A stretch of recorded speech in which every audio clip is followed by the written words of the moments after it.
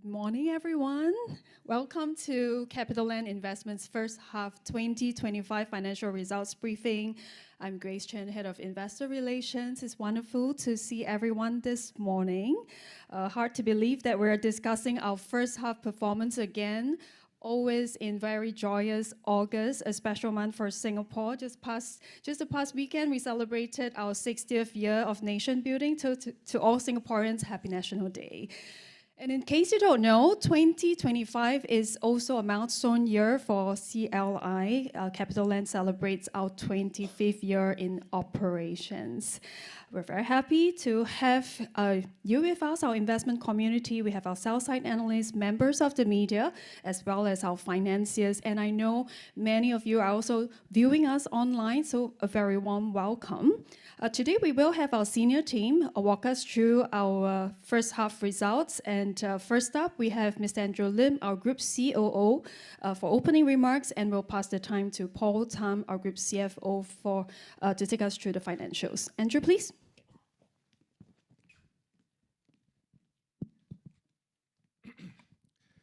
Morning, everyone. Welcome to our first post-Liberation Day results briefing.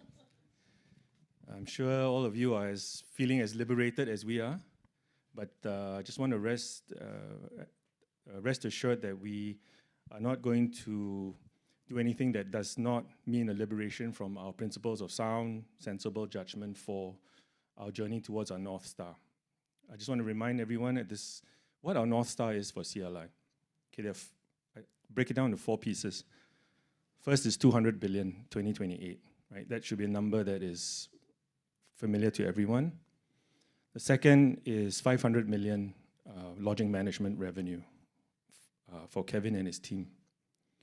The third is a landing and a resolution on our China for China pivot, which is a process that is actively being undertaken, and I'm sure all of you are following closely. And the fourth is the growth of our private assets platform. If you look at us today on our funds business, we resemble something that is a penny farthing. I'm not sure if you're familiar with it, but it's an old-fashioned bicycle where one wheel is very large and one wheel is very small. You can ride it, but it's a little bit unstable.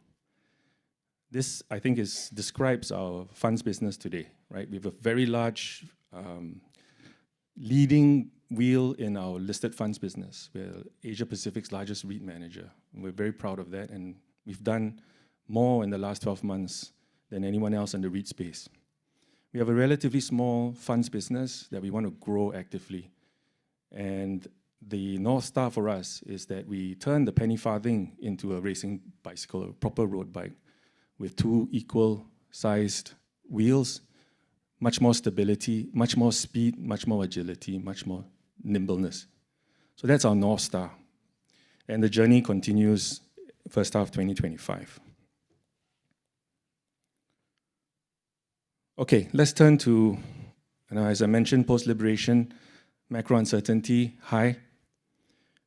What have we done in capital deployment and formation? We've been very busy on execution. Capital formation, 2.6 billion in total equity raised year to date. So some of that came after first half end. That's a 1.3x increase year to year. Capital deployment, putting that embedded FUM to work, we deployed 3.2 billion year to date. We have deployed 3.2 billion via funds in our REITs. That's a 79% increase year on year. Much of this is in our principal thematics, which we have shared with you. Secular trends that we believe are cycle resilient and allow us to invest for the longer term, delivering returns to investors who see what we see: lodging, living, logistics, self-storage, private credit. SECP and Wingate were our 2 signature M&A pieces over the last 6 months. It's important to note that SECP were closed in March, Wingate closed in June. So any financial effects are going to be seen in the subsequent reporting periods. But over and above the financial effects, what's equally and fundamentally important is that we get these businesses aligned, integrated, and starting to work towards our North Star, right? And we'll share a little bit more about that later. And of course, disciplined capital management, as all real estate related companies are beneficiaries of. When rates come down, appetite goes up. I'll show you that in a second.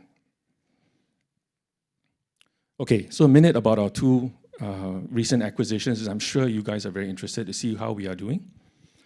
Important to remember that SC Capital today is a 40% associate. So from an accounting standpoint, from an ability to work together standpoint, formally, they are effectively still a separate company. They're running independently of us. But that's not to say that strategic collaborations, ideas, us meeting and sharing strategies is not taking place on a very common basis, very frequently. So we meet with Suchard all the time. Suchard's an incredibly entrepreneurial ideas guy, and he's constantly coming to us with new ideas, which we are co-creating with him, trying to figure out how best to make the two companies work together to extract the best of both companies as we run effectively independently for the time being. Where is SC strong in? SC is strong in hospitality, particularly, and hospitality in Japan hospitality. Where are we strong in? We are strong in lodging around the world, and this is a very natural synergy for us to begin to start that strategic collaboration. And I'll give you an idea that we are working on a bit later. Wingate's a very different proposition. Wingate, we just consummated it, closed it, 100% subsidiary. We can work absolutely together as one, and we are doing that right now.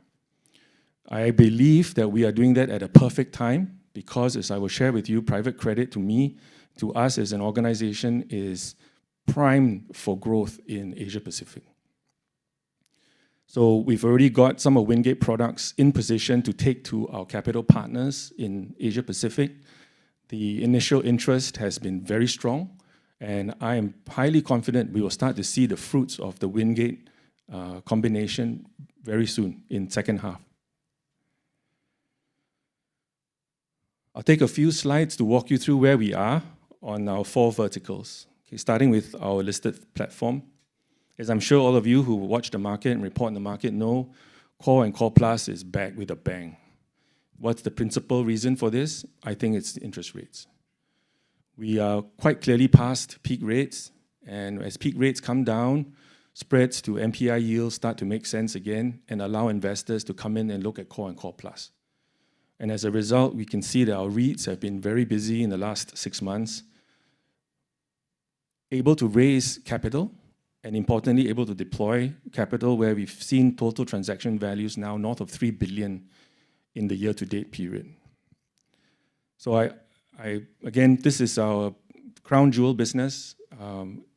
Let's think about the earnings. High quality, recurring income, perpetual capital. And this is, to us, again, that big wheel in our penny farthing, one that we're very proud of, and one that we are still looking to grow with the acquisition or 40% acquisition of JHR earlier this year, and something very interesting brewing in China, second half of the year.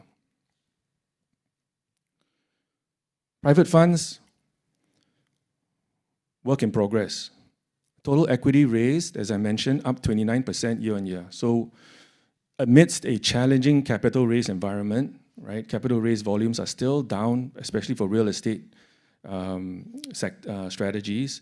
We are punching at and above our weight and are doing better than we were this time last year. So up 29%. We again are investing in the thematics we've shared before, are important to us and secular to us for growth.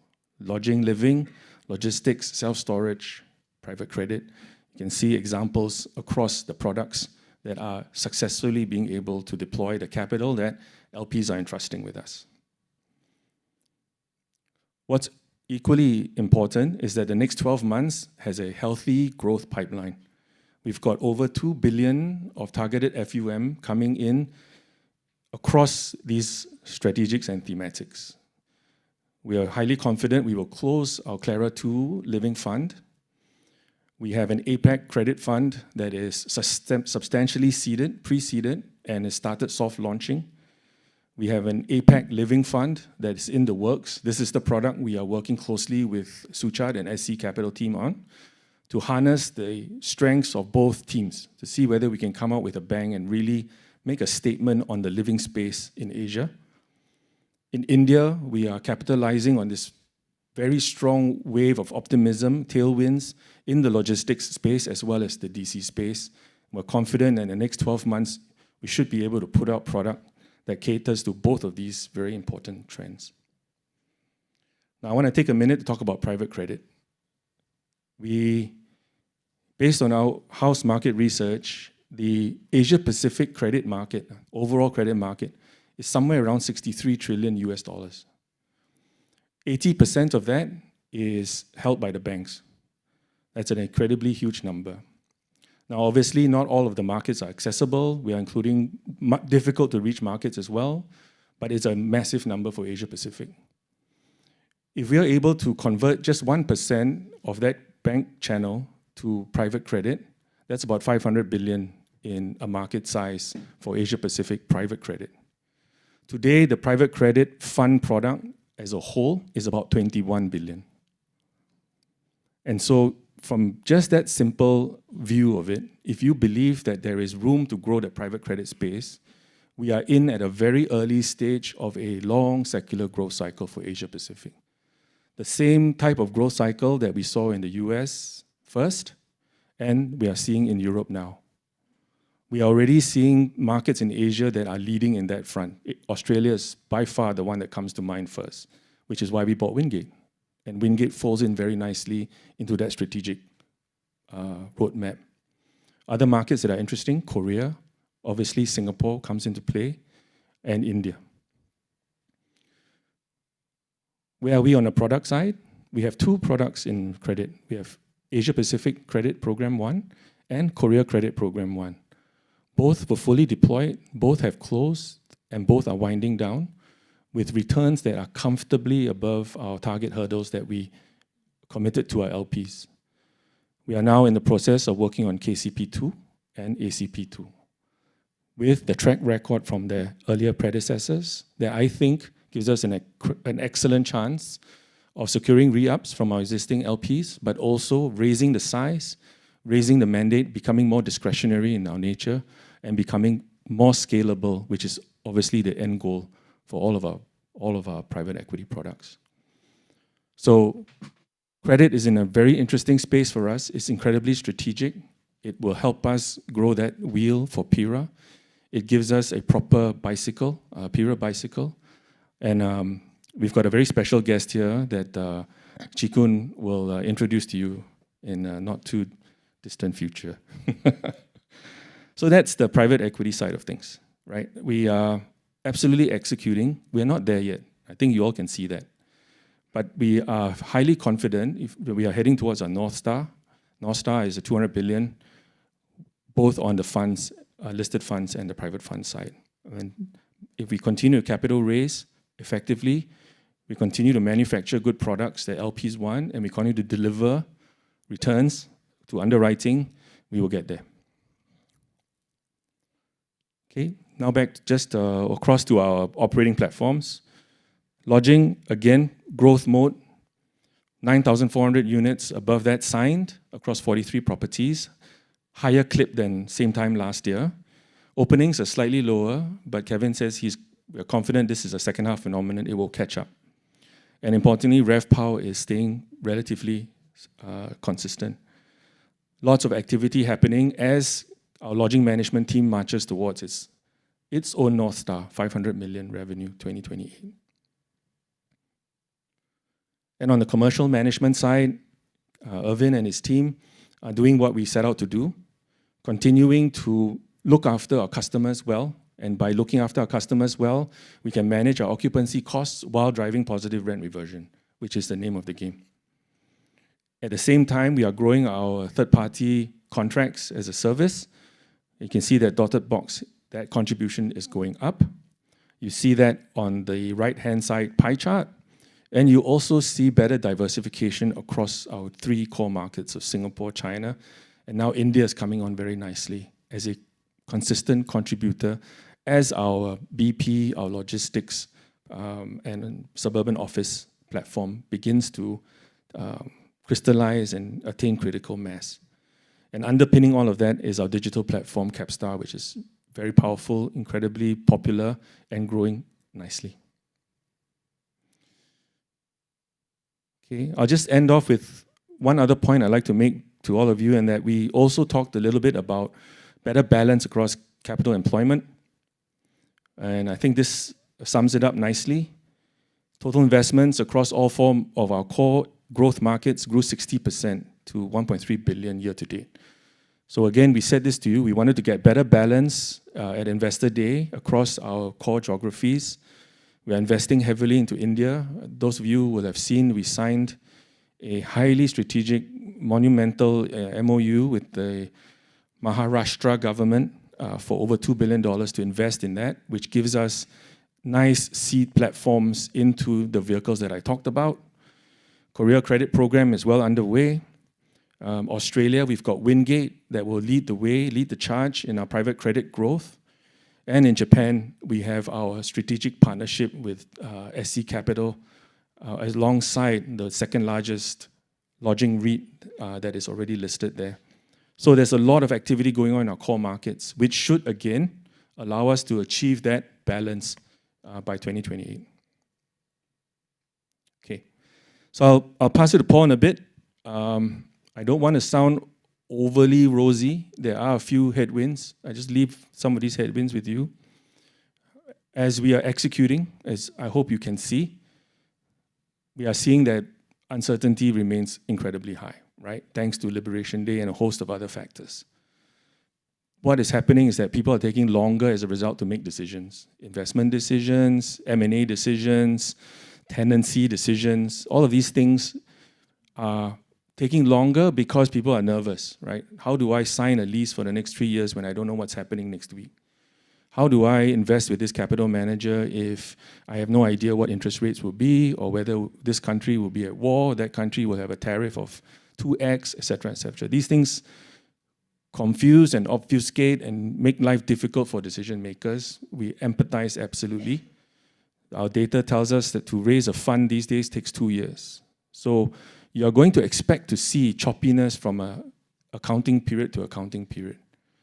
If a fund closes a $2 billion, $5 billion fund in that first half, it's not because they worked for 3 months and got that done across the line. It's because they worked for 24 months and they've managed to get that across the line at that accounting period and reported that. So please bear with us. If you see choppiness in our results, it's not because we've lost our eye. We're not looking at the North Star. We are still very focused on the North Star, but these things take time, and accounting periods are accounting periods, right? We're very confident second half, you will see the fruits of our labor for first half come through as we invest further and further for the 2028 goal. Second one of these is structural. Right? China continues to confound us in the market. We are doing everything we can to give Zhexiang the time and the effort and the resources to work through this very uncertain period for China. But as I think all of you can see, they are taking longer to sort out their problems. And again, Liberation Day is not helping. So it is an issue for us. We know China plays a big part of our business. We are taking steps to balance and redress that. But in the meantime, it's still a large part of the business that requires a lot of our time and effort and resources, not least of Zhexiang and his team. So we'll do everything we can, but I think it's going to take a little bit more time and effort. The hope that we would get a resolution at the political level has not materialized. So there are sentiment-driven issues that have affected our portfolios. If that sentiment lingers longer, it starts to calcify, and that's when we have other issues we have to address. For now, we're still working through that, making sure that we can do everything we can. We are punching above our weight. Our assets are doing well. Retail is the most resilient of our asset classes in China, and it's by far our largest portfolio in China. And again, I talked about an event coming up in September, which should allow us to shine the light to say that for the right retail assets, for the right manager, for the right sponsor, there is capital that will deploy for real estate. And we are confident that come late September, we'll be able to deliver that to you, make a strong statement for China. Okay, let me stop there and turn it over to Paul who will justify all of that with numbers. You know, when Andrew says accounting periods, he makes it sound like there's something bad. I think on behalf of the entire finance team, we are offended by that statement.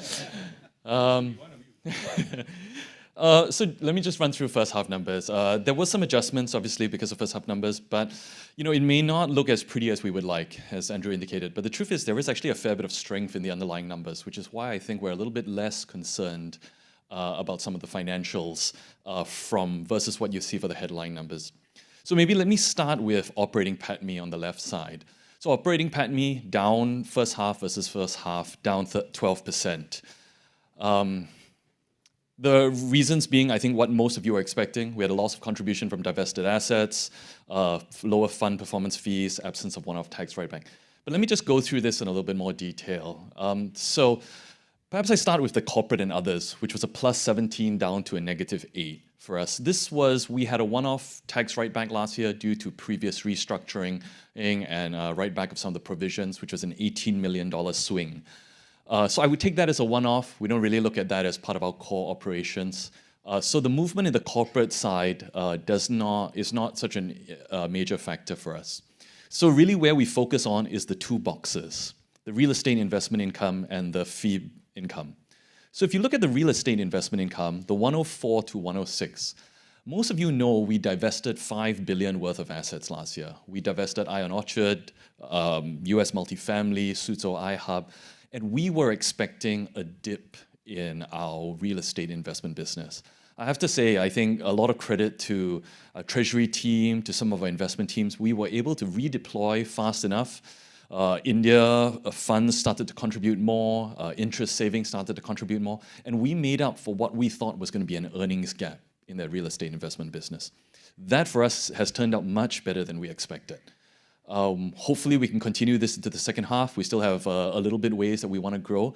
But I would say from the teams that have been working on improving either asset performance or some of the returns, they've made up for what we thought was going to be a gap. So on that front, I think we're actually pretty comfortable. And I can't say we take full credit of that. Obviously, lower interest rate expectations help as well. Right? We've been able to, working with some of the banks who are here as well, we've been able to cut some of our costs down on the interest side, which has helped buffer this up as well. So that's actually been a surprising strength for us this first half, and we think will continue into the second half. The second part, and this was a little bit disappointing to us, was the fee business. So the fee business is showing that it is down 13 million. The comfort that we take here is, as most of you know, we started the first half pretty positive. As Andrew had mentioned, we thought we were going to see a number of transactions happen in the first half, and then when Liberation Day happened, everything was put on hold. Buying and selling was put on hold, and so we had a 2 to 3 month period where things were paused. But we think we are somewhat out of that, and you would have seen that from some of the transactions that are more public, that at least have been announced. The REITs, obviously, there is 9 Tai Seng, 5 Science Park, Capita Spring. Between those, that is 1.7 billion worth of deals. 1.7 billion worth of deals, as you know, as a fund manager, that means 17 million worth of fees for us. So we know we can make up the transaction and performance fees in the second half. I think what we took the encouragement from is the fact that the recurring fee number is still up 5%. So even though we know the numbers look a little bit weak, I think we're much more confident in the second half delivery on these different components. The portfolio gains in the middle, this is really a little bit more of just movement on balance sheet due to distribution in specie, some of the private placements, not vastly dissimilar to last year first half. I think where the difference will come going forward is obviously last year we had the big divestment of Ion Orchard. So this year, we are still counting on a few more divestments from India, from China, to make up some of where we would hope that portfolio gains comes from. But still confident that we will see a markup in that space. So when we look at the overall, though it's down 13%, we certainly don't expect that to continue in the second half, just being able to see the transactions that are in the pipeline. So a little bit more confident on the outlook going forward. On the operating PATMI, so we stay in about the same range, about that 60% from the fee business, 40% from the real estate investment business. The goal is still to get this to 70% or higher than 70% from the fee business. The funny thing is, as you look through some of our stats, sometimes I get questions, investors are worried, particularly I think this quarter, why did your revenues drop so much? Why is your balance sheet drop so much? This is positive for us. This means we're actually headed in the right direction. Right? The deconsolidation of Class obviously is a 20+% drop in revenue, but no difference in contribution to the bottom line for us. So this is us moving in the right direction, and we would expect that over the next 6 months and 12 months after that, we would expect a greater shift towards even more so on the fee business. Just very quick on the overall revenues. I'll talk through the fee income on the next slide a little bit more, but just to show you on the real estate investment revenues, as mentioned, that big drop for us is really the deconsolidation of CapitaLand Ascot Trust. Without the deconsolidation, the revenues are about flat, which is where we expect it to be. Okay, so the main part of our business, and this was the part that Andrew articulated so well, and I had to search what a penny farthing was while he was speaking. That was the Google search, I think, for half the CLI team. If you don't know, Andrew is actually a fairly avid cyclist. I've tried to run him off the road a few times, but I have failed, which is why he's still here. But he's quite right? The goal is to balance out these two, listed and private funds for us. Now, listed is doing very well. As you can see, the recurring up 8 million. The addition of JHR, Japan Hotel REIT from SC Capital, is putting that to nice growth. And this is before the transaction fees kick in. So we expect listed funds, thanks to the work of the team, William, Tony, all of our listed funds teams. The REITs are doing well from both fronts, right? They're seeing DPU increases, which is helping improve our NPI, but we're also seeing transactions. So this part of the business, together with the new C-REIT listing, we're pretty comfortable it's going to grow quite nicely. It's also got by far the best profit margins for us. Private funds management numbers are down because, well, one, as you all know, one is obviously the performance fees. Last year we had healthy performance fees from Korea, so that drop-off didn't help us this year. The second component, you would also know, last year we mentioned that for some of the China funds we had to give fee reductions, and that impacted the numbers. Where the growth is going to come from is the numbers here only show 1 month of Wingate contribution and slightly over 3 months of SC Capital contribution. So just to give you an indication, as you can see, sort of that 4 million that we highlight, about 3 million of that is from 1 month of Wingate. So with the private credit piece, which Andrew mentioned, and we'll talk about a little bit more for later on today, we do expect healthy growth from the M&A in this aspect. Because of that, I think we're very confident that private funds is clearly going to be positive in the second half of the year, and we should outpace last year's revenue growth numbers, just based purely on the math. So I think on that side, that would put private funds on a nice growth pace, hopefully scales up over time. So as Andrew mentioned, it get a little bit more equal contribution from the two, and that's certainly the goal. Lodging management continues good steady growth, does not quite have the same RevPAR tailwinds that we had from a few years back, where RevPAR went up by 40%, went up by 20%. But what the team is still doing nicely is we're still seeing good signings, good openings, which means that based on the pipeline, we know that growth will come quite naturally. Not at the speed potentially that we would like, but that's why we always put pressure on Kevin on this. And then commercial management, flat this quarter. Last few years, obviously, we had some uplift. This is going to be a little of an up and down, nice steady income. But clearly, as we do more third-party signings and NPI improves on some of our properties, we'll see an uplift here as well. So overall, on the right-hand side, you can see on a total basis up 2%, recurring up 5%. We expect this will pick up pace in second half. On the real estate investment business, just to give you a sense of a little bit of a breakdown, obviously that class contribution on revenues and EBITDA and then operating EBITDA. You can see where that drop-off is for operating EBITDA. If you look at it right at the bottom on the right-hand side, you would see the balance sheet investment. This component is going to continue to decline for us, and this is intentional. As we recycle assets, this will come down. The big drop, 19 million, for us was largely Ion Orchard and some contribution from US multifamily as well.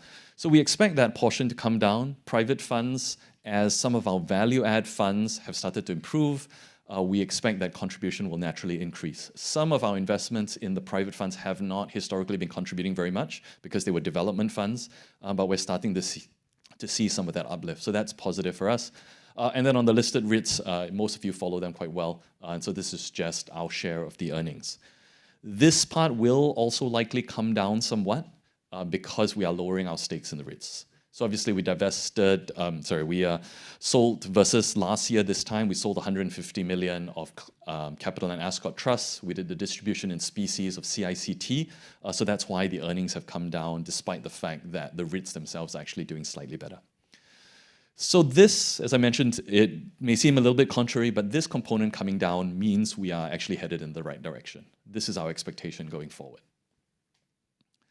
So what's going to happen to that money? So we are recycling some of that investments. So balance sheet movement on the top, not as much this first quarter. Truth be told, the number movements were so small that initially when Finance and I discussed, we thought they were rounding errors. But it was because it was a very slow first half for us. It certainly did not meet expectations for us on where we thought it would be. But we expect in the second half that those transactions that would have happened in first half should happen in the second half. So we expect balance sheet divestments to continue. We expect that 4.3 to come down further, allowing us more capital for potential reinvestment into new areas. Private funds, this, on the other hand, will increase. We will be investing more. We're becoming more capital efficient. We take smaller stakes in our funds. In the new funds, we certainly have smaller stakes than we do in the old funds, so we get better capital efficiency. But this number we expect will increase as we reinvest into a number of the new funds that are launching. And then finally, on the listed funds, as mentioned, this is still part of our intent to reduce our stakes. To be fair, some of the stake reduction is not coming necessarily from a divestment. Most of you would know CICT went out and raised 600 million just recently. So from a CLI perspective, as we didn't participate in the placement, we will naturally dilute down. So in certain cases, we expect some funds back. In certain cases, we just expect improved capital efficiency. So we're going to continue on this path. This should continue to trend downward overall, and we expect that this will get reinvested into a lot of growth opportunities for us. Which is exactly why when we talk about our debt headroom, we believe from where our gearing is right now at 0.46, we believe we've got 3 to 6 billion that we can spend on M&A opportunities, on organic growth, on seeding new funds, on warehousing, some of which Andrew mentioned earlier. For instance, we are warehousing credit assets, we are warehousing lodging assets. So some of this is meant to cycle and fund into growth. This is what we are using the debt headroom for. Maybe the only other thing to highlight on this slide is interest cost has come down for us, so from 4.4 down to 4.0. If this seems higher than most of you would expect, that is partly because we do borrow in Aussie dollars, we borrow in US dollars for a lot of our other investments. But we expect this 4% to trend downward for us as well.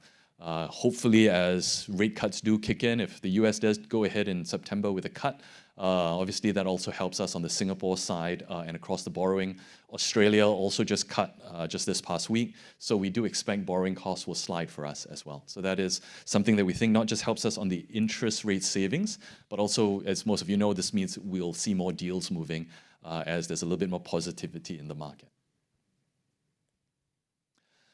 So that's it on our financials. Just the last closing slide. A lot of what Andrew mentioned, this is where we're really focused on going ahead. We are building large thematic funds, living, lodging, logistics, self-storage, credit. These are areas that we are very much focused on. Our domestic renminbi business, somewhat more standalone, but the idea is as it goes to scale, similar to the 1B Master Fund that we did, the Sing 1B Master Fund that we did, earlier this year, these give us better economics, so we get better margins, which is why we're focused on this. C-REIT listing should happen by fourth quarter, also be incremental to us in terms of fee earnings. M&A, we are continuing to look for more bolt-on opportunities, things to build a business, areas where we can redeploy some of the capital that we're getting back, but also very conscious that we're trying very hard to make sure that we can capture the full synergies out of Wingate and SC Capital, having just completed those acquisitions. And then the last thing is just on the portfolio, obviously interest savings, a big plus for us second half of this year. Balance sheet recycling, hopefully some portfolio gains from that as well, particularly out of markets like India. And then we are still conscious and making efforts towards our cost savings targets, improving organizational efficiency overall. So these are sort of key focus areas for us for the second half and things that we expect will be able to show up in the next accounting period, even if it didn't show up in this one. Thank you. I'll pass the time for Q&A. Chi Kun. Thank you, Paul. I will invite Chikun. Paul, would you stay in front? And Andrew. And today we will also have Kevin Goh, our CEO of Lodging, as well as Irvin Yeo, our Chief Strategy Officer and CEO of Commercial Management, rising KOL in the property sector. If you follow his LinkedIn, join us for Q&A.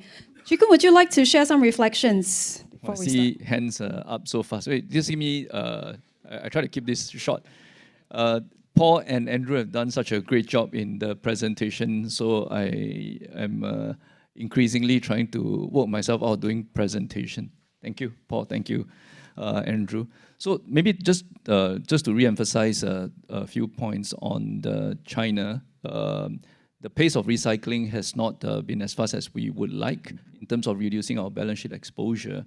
But with the formation of the China REIT and the setting up of the renminbi master fund with the insurance company, you should see increased activities happening.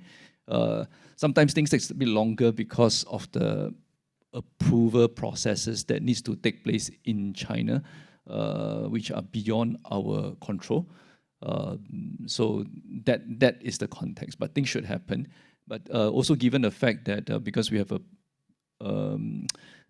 long track record and reputation in China, we're actually getting a lot of inquiries from domestic capital to actually give us capital to look at more asset management growth. So the challenge is also on the China team to be able to build up new capabilities. Again, you know, that we can actually raise more domestic capital in China.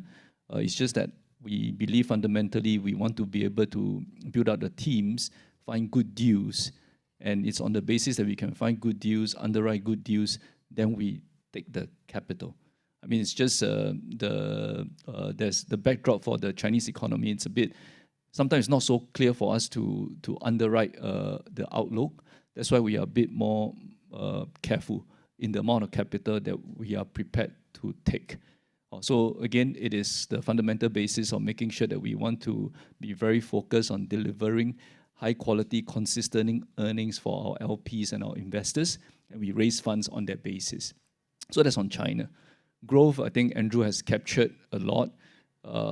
It's the REITs business is doing well, good engine, because we have invested in the business since early 2000. I mean, you know, when Claire first started, for those of you who follow CapitaLand very closely, you know, remember it was a CCT, it was CMT, then there was a Ascot Trust. When I was running the Ascot business, the market cap was small, asset base was small. It took us time to build it up to where it is. We managed to put the CCT and CMT together. At that point in time, it was probably controversial because it was done in the just during COVID time. But if you look back on some of the strategic moves that we have done, putting CCT, CMT to become CICT, I mean, today you look at, I mean, the market speaks for itself. You look at the Ascendas REITs that came along because of the merger with Ascendas Singbridge, and how we also, because of Ascendas Singbridge, managed to put the Ascot Hospitality Trust and the Ascendas Hospitality Trust today to become a much bigger vehicle.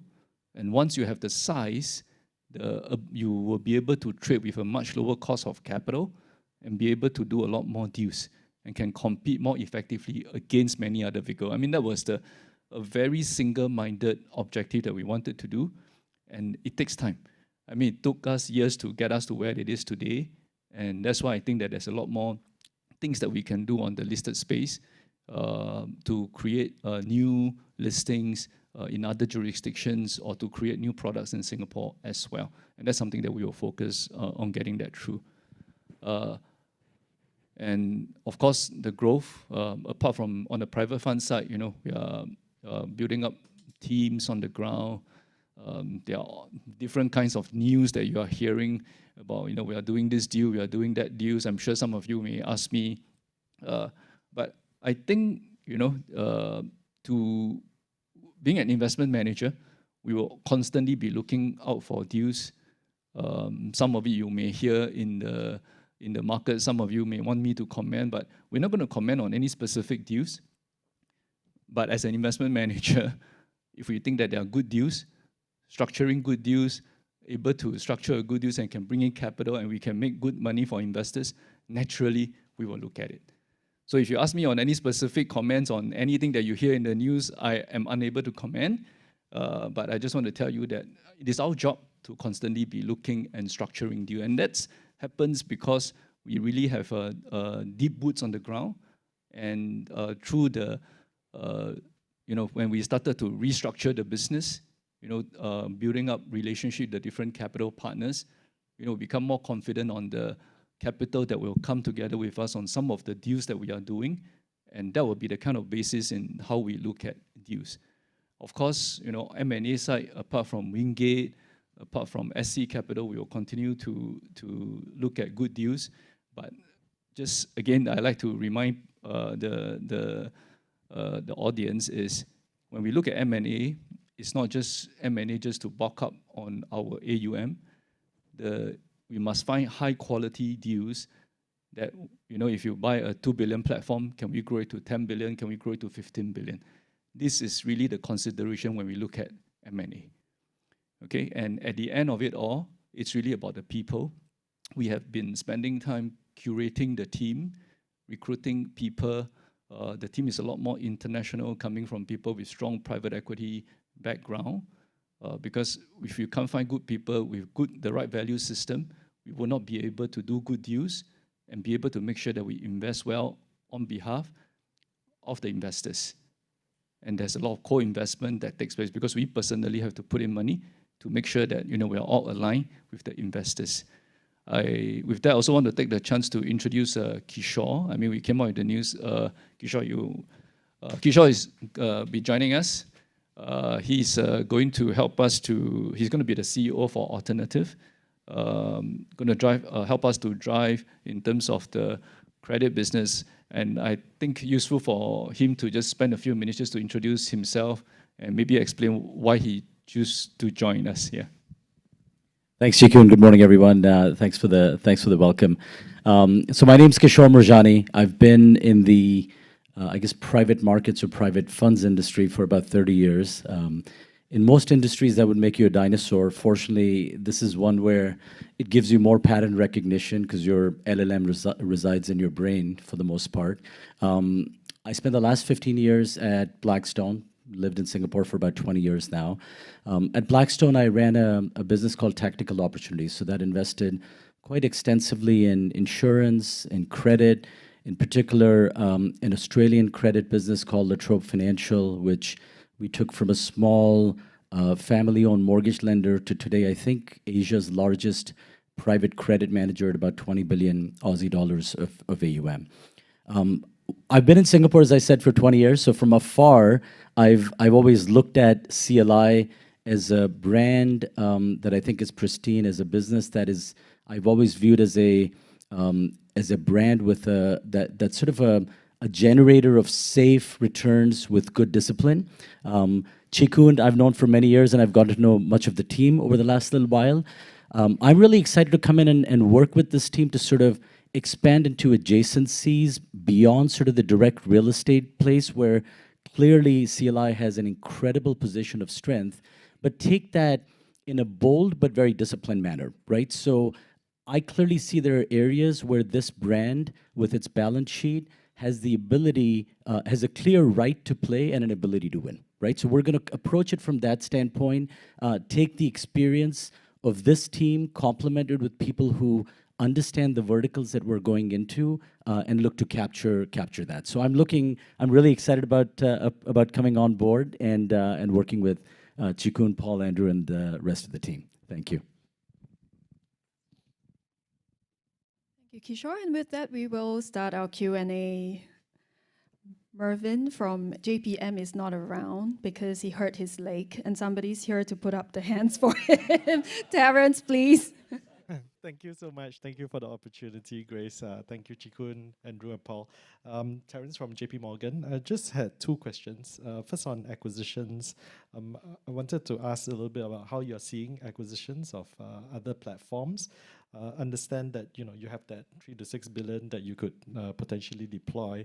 Are you looking more at bolt-on acquisitions or something a little bit more sizable?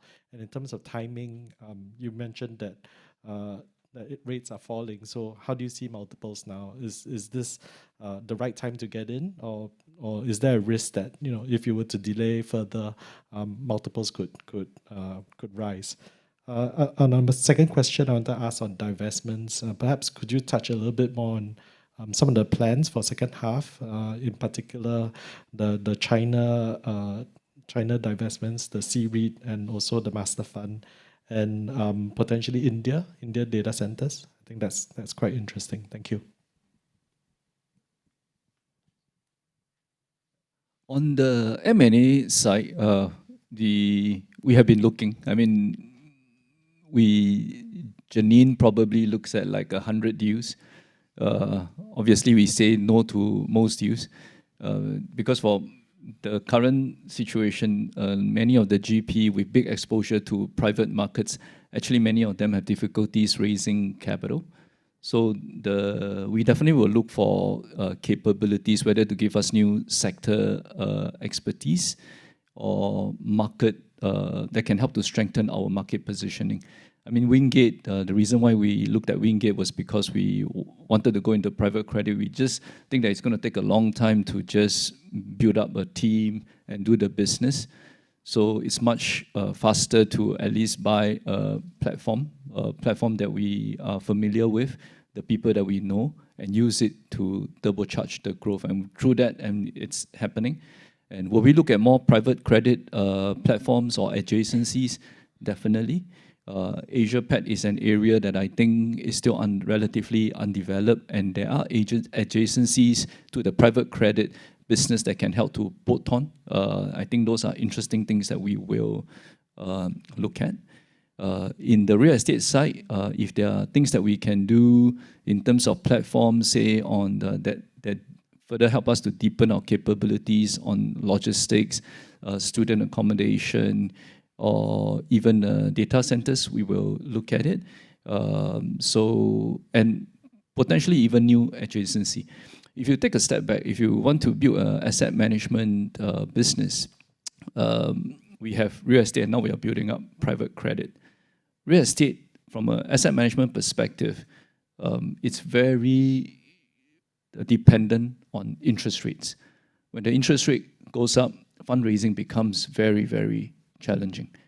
I mean, the advantage that we have is because we have the stable of REITs that gives a lot of flexibility for us to be able to recycle assets for many of the funds that we have seeded. It may not be the only exit, but it's at least we offer options to many of the funds that we have created. Of course, if you can sell better pricing to third party, we should do that because we need to deliver best returns. But in the end, if we need to find liquidity, at least we have the REITs that we can fall back on, which I think is a good advantage. So real estate, private credit, the one that we are thinking deeper is whether we want to look into an adjacency in the real asset space. I mean, we are already in data centers, whether we want to go into broader infrastructure space, so that, we build an asset management company that has 3 verticals, still very much asset-based, real estate, infrastructure, and then even the private credit, we want to do it on the asset-based type of private credit opportunity. That's how we are thinking about it. But at this point in time, it's only real estate and private credit. Infrastructure, it's still data center, and it's an area that we are reviewing and seeing whether it's a meaningful way for us to look at this. I mean, it's going to take a long time to build from scratch. So if you're going to go into this, it has to be a meaningful type of platform. I can take the other question on divestments. So, as mentioned, so one of the areas we're looking at obviously is India. As most of you know, and we've been public, and so has CapitaLand India Trust, we are looking at raising an India data center fund. That is probably targeted, we think, for the tail end of the year. Our more immediate focus is we actually have 2 India logistics funds, and these are legacy funds for us where we own 50% of the fund. So when we talk about our contribution to the private funds business, this is part of that. So both funds have done well. They're at the point of near exit. So the intent for us is we are planning to exit these two funds and set up a core logistics India fund and another value add fund. That will allow us to reduce our stakes, get some of our capital back, and also get performance fees. So the hope is to do at least one of those transitions in the second half of this year. So with that, we are hopeful that we may also see some uplift in terms of gains. So that's the hard push for us on the India front.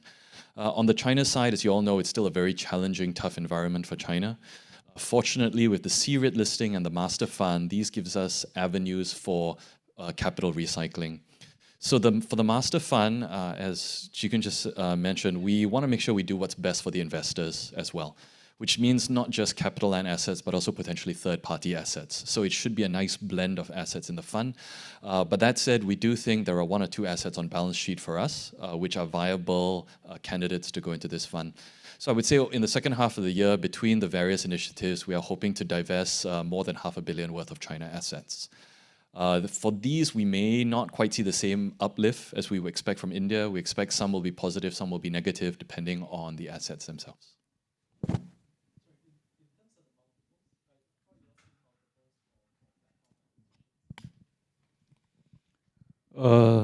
If you talk to the seller, everybody wants a high multiple. So the guidance from our perspective, I think we need to pay a fair multiple for platform. The key for us is how can we work with the platform to generate the growth to be able to justify the multiple that we pay. So if a platform that is very good, that is shiny, and doing well, and we believe we can add value, I think it's not fair to expect a discount. I mean, if you buy platforms at a deep discount, I think you may be buying into trouble because it's a people business. So I just want to leave it as that. And every deal is different. But if the numbers is something that we don't think we can justify paying and we won't be able to deliver the returns for investors, then we will walk away from the deal. That's the discipline that we look at in terms of platform acquisitions. Just to add, Melvin, I think the platforms that interest us these days are ones that are in sectors that are operationally intensive. Because in this environment, our view is that in order to deliver alpha to your investors, you need to be able to work the assets harder than someone else. And if you've got a platform that has the expertise, the track record to do that, you're in good shape to deliver alpha, and your capital partners tend to agree with that view. If you're just relying on interest rate reductions, smart engineering, smart financial engineering, I think those days there's a much harder investment case to prove because, as I mentioned earlier, capital partners are being much more considered. They are taking a longer time to clear their investment committees, and all of these questions are being asked. So if you have an Extra Space Asia, if you have a Ascot, if you have CapitaLand malls, that you can show your capital partners that we know the asset better than anyone else. We can operate this, we can sweat it, we can deliver the returns that we're underwriting, then that, I think, is a very powerful proposition to take to capital partners. So if you look at the thematics we are investing into, right, logistics, living solutions, credit, I mean, DC. So those would be naturally where we would want to bulk up because I think it makes a very interesting strategic narrative and helps us get that peer-up business up and running.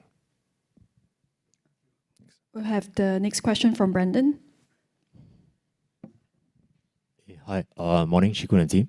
Just two questions. The first one would be, I think we have recently seen quite a bit of buoyancy in Singapore's equity markets. So are there anything within your stable that you think that is ripe for listing? Perhaps something like Ascot or even something like your self-storage venture, which you started about 3 years ago?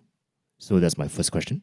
The second question would be, can you give us a bit more color on the growth trajectory of credit? Like, I think when you hit 200 billion, like how big a proportion would credit contribute and what kind of numbers we're looking at in terms of IRRs and also the frequency of event fees? I mean, ultimately, I mean, this is something you seem extremely passionate about.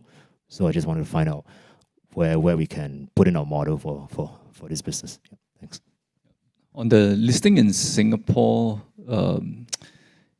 I think there are interesting opportunities, but to do any listing, my own view is unless it's of a significant size, there's no point in doing a subscale type of listing. After that, to grow that platform, to raise capital, you're just not as competitive. So especially at the point in time where we are not short of capital, I don't think it's something that we will put at the top of our mind.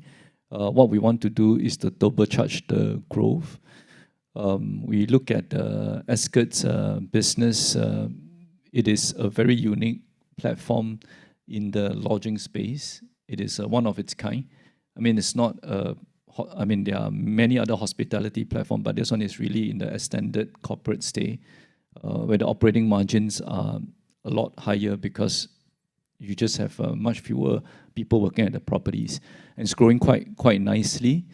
Out of 170 or 180,000 keys that Kevin has built up, only 60% it's operational.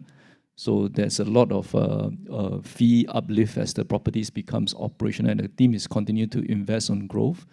We want to continue to invest in the platform to drive up the revenue, and we want to position it at a point in time where we can have capital market solution. And should it be, as and when it is ready, then the question is whether it should be listed in Singapore. I mean, whether it should be listed in which jurisdiction will be depend on what we think will give it the right cost of capital for it to be most competitive. If Singapore offers that, then naturally we want to consider that for Singapore. Because we have to make sure that every vehicle that we set up, we set it up for growth. So that would be my response to you. I mean, I publicly say that we will not discount the possibility that we may take that path for Ascot one day, but it's actually growing well. I mean, the fee income for the management contract, the fee income is locked in for 20 to sometimes 40 years. The fee is perpetual. It's better than loans, If the banks give the loans as 3-5 years, then you got to find new loans. This is 20 years. And generally, the owners will extend the management contract because they are just so used to the property, and especially if they've been doing well. Yeah. Kevin, you have anything to add on that? Yeah. Yeah, may just take your other question, Brandon. So on the private credit space, it's a little bit hard now to set a really high target because Kishore is already sitting here. If he wasn't here, we would set a very high target. But for it, given right now we're about 117 billion funds under management, private credit's only about 3 billion for us. I think for it to be a material contributor to the group, it's going to have to be at least 30% of our private funds, or 10 to 15% of the overall. So ideally, we would love to see this get at least to a $20-30 billion contribution. The returns on that for our existing funds, so our first Australian Credit Program 1 fund is going to come back at about a net 14.5% return. That's a little bit higher, so it clearly beats hurdle, but we'd be targeting more of a sort of a 10 to 12 on average. If we were to get more insurance capital in, we may lower that hurdle, just matching together. So from a balance sheet viewpoint, we expect it'll be small stakes in the similar, 10% type stakes, but getting to a sort of a 10% return is sort of a fair estimation for us. I think in a related... Kishore, do you want to add anything to that? Mervyn, JPM, has also sent in a related question. What is the typical fee as a percentage of FUM for credit funds? And how does the base and performance fees compare against CLI's existing private funds? You have anything else to add? So generally for our credit funds, generally we are 1 to 1.5% of equity on our typical fee charge right now. Base and performance varies, similar to our real estate funds. For our core funds, obviously there is more geared towards base and less towards performance. So similarly for the credit, it varies by fund type. Next question. We've got a chat. Oh. Hello. Hi, this is Terence from UBS. Just quoting Kishore, safe returns with good discipline. I guess the 2024 dividend was attractive, but I think we start to see its effects this half where the NAV fell 7%. I think gearing also moved up 0.39 to 0.46. So how do we convince investors that this on balance is a net positive move? So there are two components to our drop. So NAV dropped from $2.72 to $2.52 over the first half. There were two factors to that. One was actually relating to FCTR. So as you know, Indian rupee, renminbi, US dollar all depreciated against Sing dollar for us. So unfortunately for us, with the exception of US, where we're pretty much fully hedged, for the others, we did take a fair bit of movement, and we have a fair bit of renminbi exposure there. Hopefully, we are, getting to the bottom at least on that exchange rate. But unfortunately, we still felt residual effects of that. If you were to strip out the residual effects of FCTR, generally on an overall annual year, we've been earning 600 to 700 million in profits, which is about the same as where dividend cash distributions have been for us. So I would say the NAV movement this time round was more than we expected, or more than we would have liked. But part of that was due to the FCTR component. The other was the distribution in species of CICT, which was about 300 million.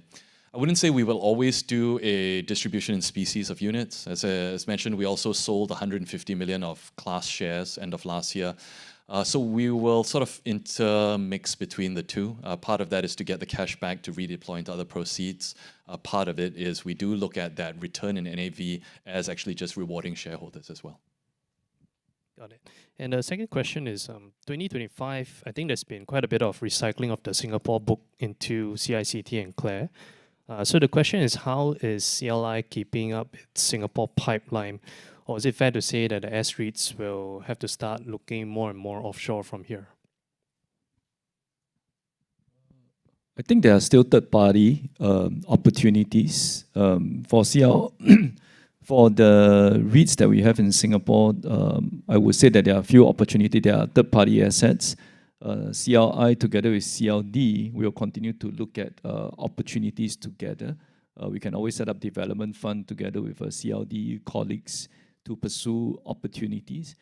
And the third avenue of growth would be in terms of the potential rejuvenation or redevelopment of assets within our portfolio.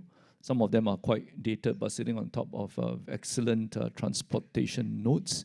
I think there is a lot of upside. And the question is whether the REITs will want to do it all by themselves, which may affect their DPU, or work together with other capital partners, and so that it doesn't affect the deal. So all these are things that we work in very close partnership with our REITs team to make sure that there is again, we want to pursue proper high quality growth.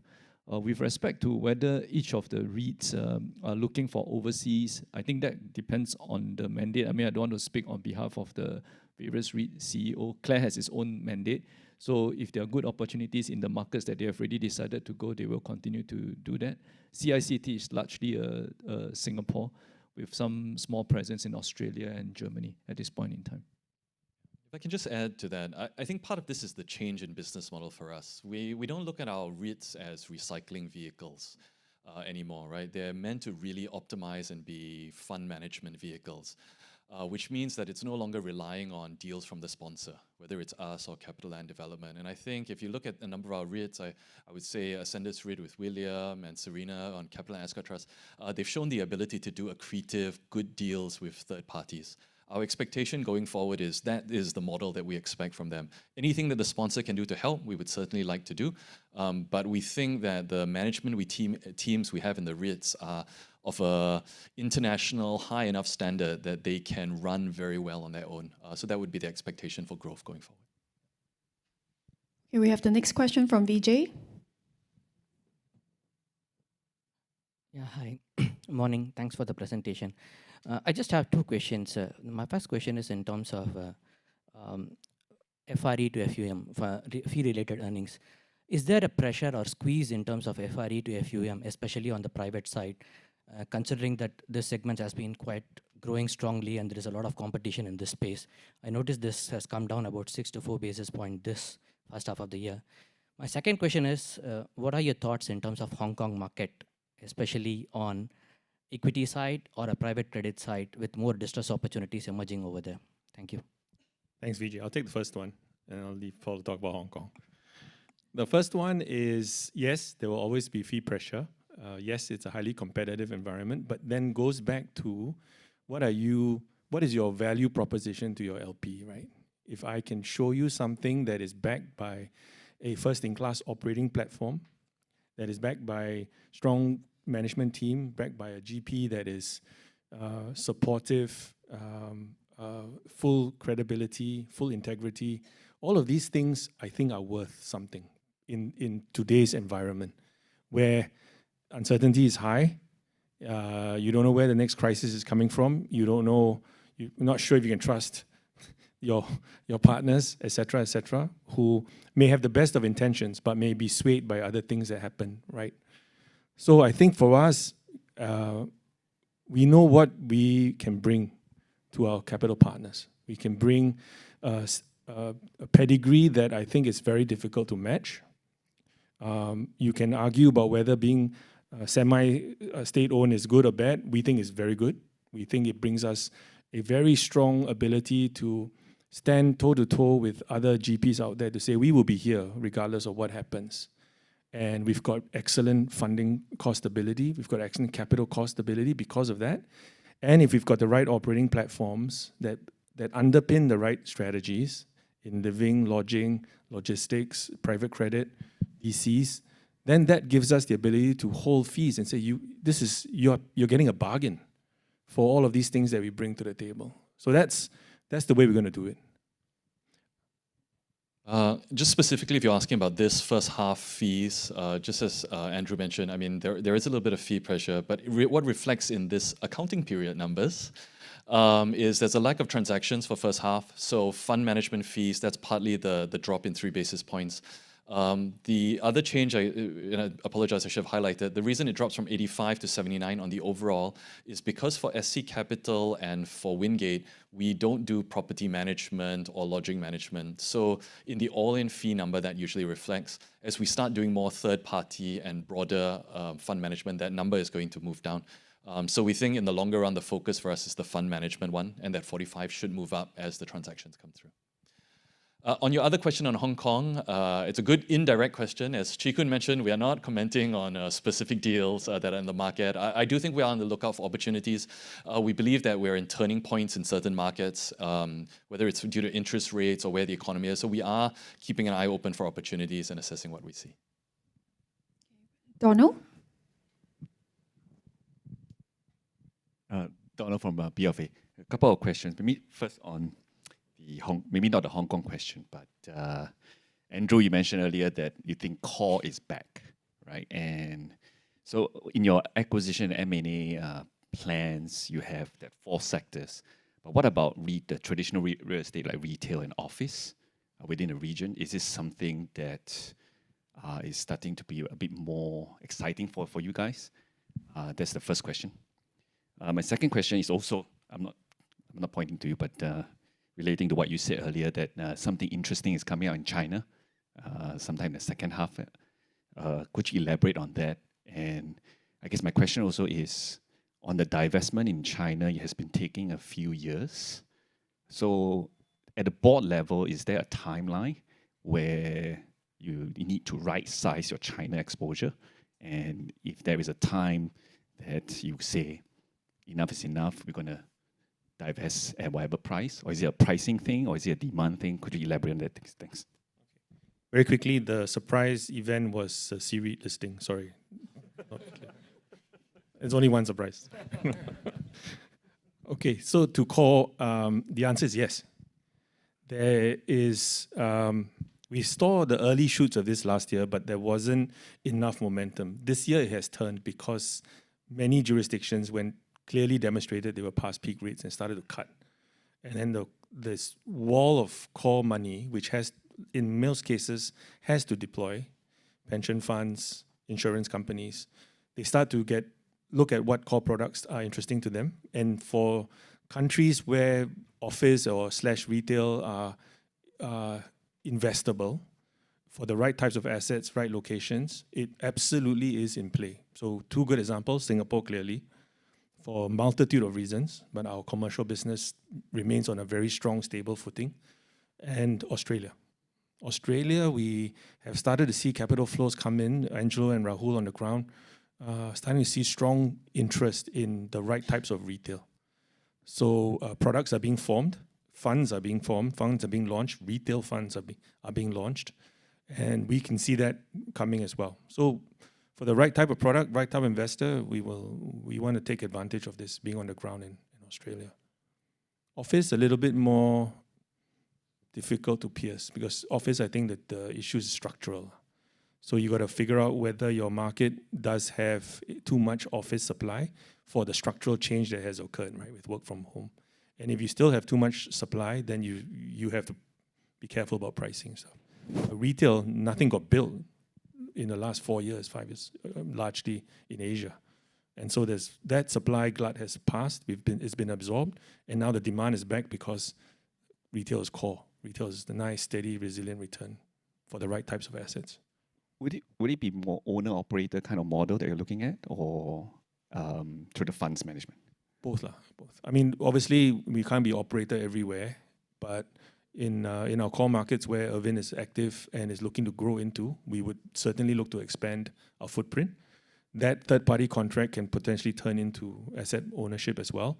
But for a market like Australia, say, for example, where your incumbents are incredibly strong, unlikely that we would try and butt heads with them, right? We go down the fund management model first.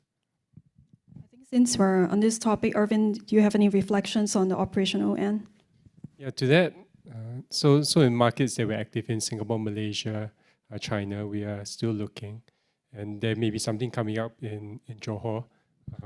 But Andrew said that the past 4 years, a lot of places in Asia did not build shopping malls. It's not true in Malaysia.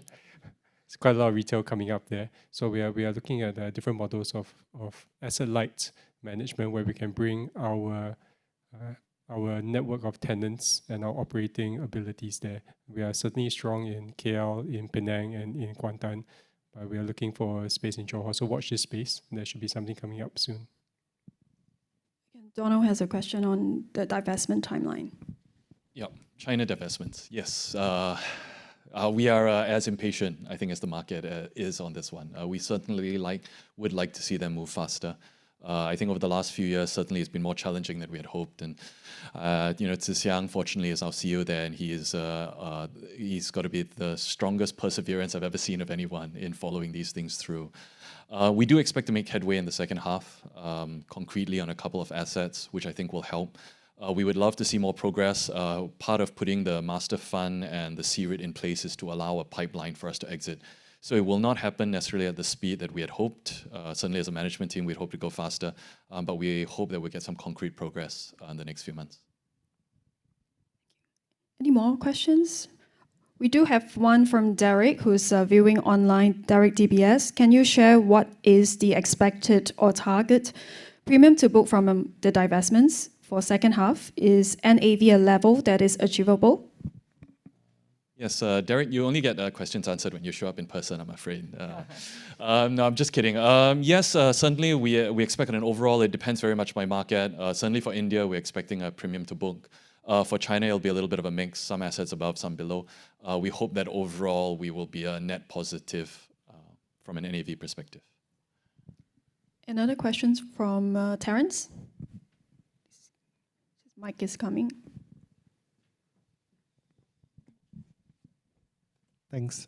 Just asking this on behalf of a client. Basically, a client was mentioning that share price is down this morning. Slight disappointment that there wasn't any special dividend or interim dividend. So, what do you think about dividends towards the end of the year, and also buybacks to the extent that buyback momentum seems to have slowed? Thanks. So on the interim dividend, well, we don't do interim dividends. At some point, I think as we complete our transition and we are stabilized in terms of earnings and all that, we may actually relook our policy on this. But as of right now, we do dividends once a year. If you look at first half earnings, I think clearly while we expect second half to be better, I think it's hard for us to promise a very significant increase in dividends, quite clearly. But we do think our core dividend, and we have reiterated this multiple times, our core dividend of 12 cents, we think is something that is very consistent for us and something that is achievable from a cash flow perspective. Even this quarter, or first half cash flow was 311 million operating cash flow. That ties in quite sufficiently nicely with our 12 cents dividend. So if second half improves, we'll have a little bit of leeway there. In terms of share buybacks, yes, we understand momentum has slowed. I would say collectively as a board and management, we've come to the decision to really focus on growth and investing behind M&A, both organic and inorganic growth. And so share buybacks for us will not be a priority. We would still keep it as a tool in the arsenal for something that we would do together with dividends. But the focus, we think that there are opportunities in the market for us to invest behind, and that's what we're going to focus on. There is a question at the back. Hi, morning. Dexter from Bloomberg here. Sorry, can I just clarify a few points first? Paul, you said, was it 500 million in Chinese divestments on book this year? Is that correct? Is that new? Hi, Dexter. I said we hope to achieve more than 500 million in divestments for China, yes. Okay. Can I check first one point? You guys previously published your real estate AUM. I'm just wondering why is it no longer published in part of your results? Yeah, I feel more about. So it's quite simple, quite honestly, on that one. We used to, for those of you who are less aware, we used to have real estate AUM and we used to have funds under management. We realized it was quite confusing to the market because of the number of times we took queries on what's the difference between the two. So given that we are trying to be focused really on our funds management business, that's why we cover that number. What real estate AUM used to include was actually a lot of the assets we manage under the lodging side of the platform, and so that was included. But going forward, our focus is really growing on the funds under management to the 200 billion, and that's why we just show that number. Okay, so do you have a number for it currently? Is it still around 130 was the NFY number, right? So we don't track it on a quarterly basis anymore. Okay, I see. Then can I check on Chinese divestments? You said the number. Would that mostly go into that master fund that you all set up then, or is it more in terms of general to third parties and stuff like that as well? So, at the start of the year, we had talked about our plan for capital recycling more broadly as a group. And the intent at the start of the year was to try and get closer to the 1 billion number, between 0.5 to 1 billion in terms of China divestments, and divestments in other markets as well. So it's not just China, we're divesting in India. Obviously, we've got assets still in Singapore, some in Europe. We are trying to become more asset light. So for us, this divestments is across multiple geographies. Specifically on the China assets, I think it'll be a mix. We expect there's the C-REIT, there's the master fund, there are third-party buyers, there's potential single asset funds. So I think we are looking at a broad range of opportunities there. Okay, last one from me. Obviously, you guys are trying to do a little more in other areas, Paracoin and stuff like that. There was a time where obviously you all were pegged as to your peers like developers. So what kind of peers should we benchmark or the market benchmark you guys against nowadays? Like, what you think is a fair kind of benchmark against you right now? It's a very good question. In Singapore, there is really only two pools, right? There's REITs and developers, and we always constantly feel that we should not be in the developer bucket. I'm looking at a handful of analysts who still bucket us as developers. We think we should, or where we aspire to is we are looking at global and regional peers who are really fund managers. So we think of Charter Hall, we think of Goodman, we used to think of ESR, obviously that has changed a little bit. We look at Blackstone, we look at Brookfield, and we think of these as more comparable to us given where our business model is evolving to. Okay, I have a question from Tan Shen, Goldman Sachs, viewing us online. I recall management had discussed expansion into US and possibly through platform acquisition. Given recent outflow of funds from the US, what is the latest view on this? US is a big and deep market. I don't think that if you want to be in the asset management space, we can ignore US as a market. Of course, given all the recent news, things, outflow of funds, and that's true. Since that we have not done anything, but that doesn't mean we should not continue to evaluate. If there are good platforms and we think that that can help to turbocharge at the pricing that we like, I think we will continue to look at it. So that would be, at the end of the day, is the team that you can find, is it in a sector that we want, and can they help to turbocharge our fund management business? Before I take the last question from Brendan, there's one person who hasn't spoken, and I would like to invite Kevin. Maybe you can provide us with some sound bites on how lodging management is doing. We have some news on merger synergy and all. Yeah, maybe just a couple of key takeaways. I think Chee Koon earlier mentioned about us, starting a corporate base, high margins. That part we're still preserving, and I think a lot of investors like us for that, especially the recent exits that we have in the service apartment space. It gives a very good return. But as a fee earner in the lodging management area, we are actually moving into new areas, right? You have seen, I think 2 days ago, we have an article to say that we are going to resorts. It doesn't mean that we're buying resorts, but we're actually managing resorts. And the fee that can come from managing a resort is really a lot more than if you would just manage a singular service apartment in the city. So from that perspective, we're actually widening our addressable market, just from the traditional service apartment to hotels to resorts. Our brands are now multi-typologies, and that, I mean that, a skirt brand can be in a city, but a skirt brand can also be in a ski resort, a seaside resort, a mountain resort, because those guys are the same people that stay with us. You go to the seaside, you go to city resorts, you get that same brand signature, the brand experiences. And we do that with all our other brands like Live, Citadines, Somerset. So the recent signings that we have, we'll get villas in Bali, in Jimbaran Bay. We are getting Nha Trang in Vietnam. Vietnam has got beautiful coastal resorts because it's an elongated shaped country with a lot of coastlines. We're going to get a couple of hundred units there to manage.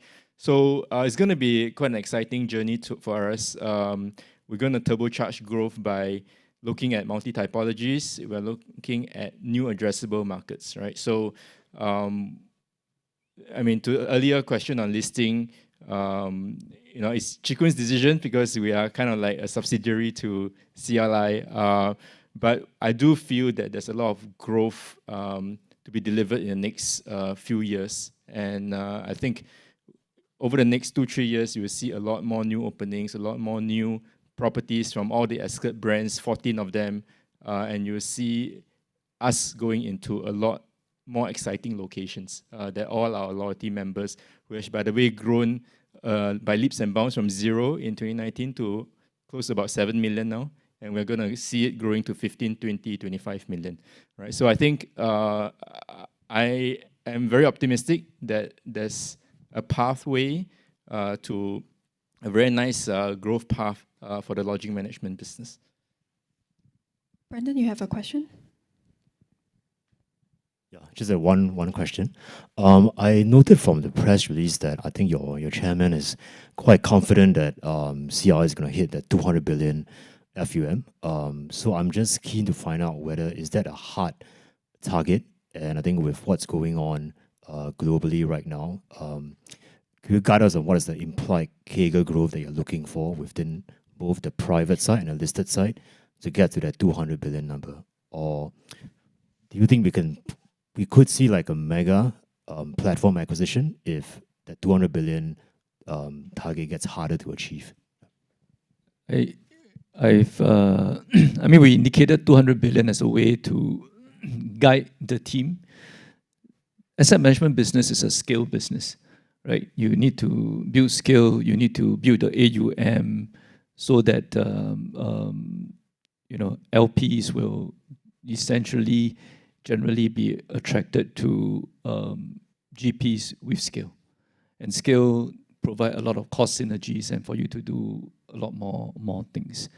So yes, we set a target of 200 billion. If it's just using just real estate as a vertical, I think it would be potentially challenging. But now that we have a private credit and potentially another vertical in the infrastructure. I do think that we should be able to get there. But I want to say again on organically, on private credit, on our businesses getting to 150, 160, I think that should be doable. Will we rush to do a M&A just to fulfill the 2028 target? If we cannot find good deals, I'd rather come here and tell you that I can't achieve it because I cannot find good deals, rather than to just buy any AUM, and in the end, I fail to deliver the returns for shareholders. So yes, it's an aspiration given what we want to do, but I want to give the assurance we are not here just to buy AUM to achieve headline numbers. It's about high quality platforms that can help to deliver long-term earnings so that we can pay good quality dividends for our investors. Yeah, so that's how I would look at it. And 200 billion, of course, is something that we are very focused to want to do. Yeah, but if I can't do it because I cannot find good enough platform, I will come and explain. We will need to wrap up soon, but we have a question from Gula and one last question from Joy, and then we will wrap up. Gula, please. Hi, yes, hi. Thanks for taking my question. In your China portfolio, you have some business parks from the Ascender Singbridge side. Would you ever think about looking at a second C-REIT? Because I know it took a long time to get to this first one, but shouldn't the second one be faster? And would you be able to talk a little bit about that? What would you look for if you did that? And the second question, also with North Asia, Hong Kong, what would you want? What would drive you to buy something in Hong Kong, a platform or whatever it is? Yeah. I mean, in terms of, Hong Kong, it's interesting time, going through an interesting time. My own view is, maybe we look at China as a whole. I think China, the real estate sector is going through, difficult few years, and I think it will take a few more years to truly recover. But if you look at China as an economy, 1 billion, it's actually a lot more advanced than many of the other emerging markets. Will it recover? I think it will. It's just going to take time. And my fundamental view is that Hong Kong's real estate sector will come back once the Chinese economy strengthens again. So that's it's a view that I take. Are there interesting opportunities in Hong Kong? Yeah, there are interesting certain asset classes. I think student accommodation, it's interesting. I think certain logistics or even data centers could be interesting. Are there interesting offices that we can buy and reposition into hospitality products? I think that those are interesting things that we will look at. Will I just buy office for office? I won't. In Hong Kong, not now. Unless I can get a super good price, then I will. So that's how I look at Hong Kong at this point in time. Just from an investment perspective, at least from my perspective. So we will look at Hong Kong if we can find good opportunities that we can deliver good returns. We do have LPs that are interested in some of those things. So let's see. Yeah. So we have a team in Hong Kong looking at some of those opportunities. Yeah. C-REIT, you. Thanks for the question. So maybe a couple of points. First, on C-REIT. C-REIT is a perpetual. So to us, having a C-REIT is an important piece to build our REIT franchise. A lot of people think of C-REITs right now potentially as a means to an end to recycle. No, but actually to us, you have to take the view that this is a long-term platform. Whatever you put onto it has to perform. And to us, this is a franchise. The C-REIT market is emerging, and in China, it's going to draw a lot of attention. If you follow the C-REIT market, 73 C-REITs have been issued since 3 years back, raising a total of about 220 billion already. It's still in its nascent form. It will serve its purpose in China. We feel that we have the credentials, the track record, the asset management capabilities to really enhance a C-REIT. For us, we start off with retail because that's our strongest asset class. With the Ascendas merger, we also have been managing a lot of business parks and industrial parks. In the future, it is definitely viable for us to consider a second C-REIT, but our focus right now is to get our first C-REIT off, and do it well. So essentially, we won't say no. So first one, it's a retail REIT. We want it to do well. We want it to trade well. It's important because if you trade well, you have strong investors following, and it has an interesting cost of capital. And then it creates a very nice platform for us to be able to inject a lot of our retail assets down the line. It just takes time for us to get to where we are today because, I mean, just the number of regulatory approval that we need to get to. But I'm happy that the team managed to get us to this point. Yeah. Okay, the last question. Joy sent across quite a number of questions. We only have time for one. So the first one, given fundraising is now taking much longer, 2 years, can we get a sense of the potential funds in a different stages of discussion in the 2-year cycle? Andrew? Okay, thanks, Joy. Yes, the average is 2 years, but obviously you get stuff that is shorter and some that is longer, depending on the quality of your product, timing of launch, etc., etc. So as I mentioned earlier, we've got a number of funds we are in the manufacturing stage of, and we think that that constitutes a pipe of about 2 billion, more than 2 billion in FUM in the next 12 months. So those are ACP2, Credit Platform 2, that's already in soft marketing, right? We've got that out in the market. We've got a self-storage fund that is due for a second capital raise on the back of a very successful first deployment, where we have deployed over 85% of the first raise. So that's coming very soon. As I mentioned, we are working with Suchard and the SC team on a Asia-Pacific living product. And then there's a DC product that I think we want to look at as well. We have a new DC head of funds that has just joined us recently. Again, that's something we can work closely with ourselves and also with SC Capital around. So I think these are the 4 interesting, again, very thematically aligned Asia-Pacific flagship funds that we are definitely working towards. And if we execute well in the next 12 months, you'll see all 4 of these come to market. Or at least we'll be able to share where we are in discussions or where we are in the manufacturing process. Okay, thank you, Andrew. Chee Koon, any final comments before we wrap up? No,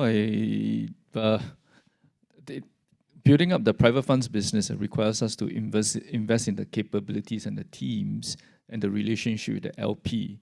I want to sound, I mean, essentially, a lot of the groundwork has been done. You should see a lot more things happening in the course of the next couple of months. I mean, just want to stress that, I mean, the REIT space took us 20 years to get us to where we are today. Give us a bit of time. It's about, building up the teams and building up the relationship and the track record. I mean, raising third-party capital, it's a different skill set, and that's a lot of time that we spend, and people need to feel comfortable that you are doing the right things. There's alignment of interest. You can show good deals, and that takes time. And think that we should have a lot more interesting news to share with you in the coming months. Yeah, thank you. Okay, thank you, Chee Koon. Thank you, gents, for all your time, for spending the last 1 hour with us. Thank you for your support for CLI. There's refreshment behind you, so please help yourself with that. To our viewers online, thanks once again, and we'll see you at our next update. Bye-bye.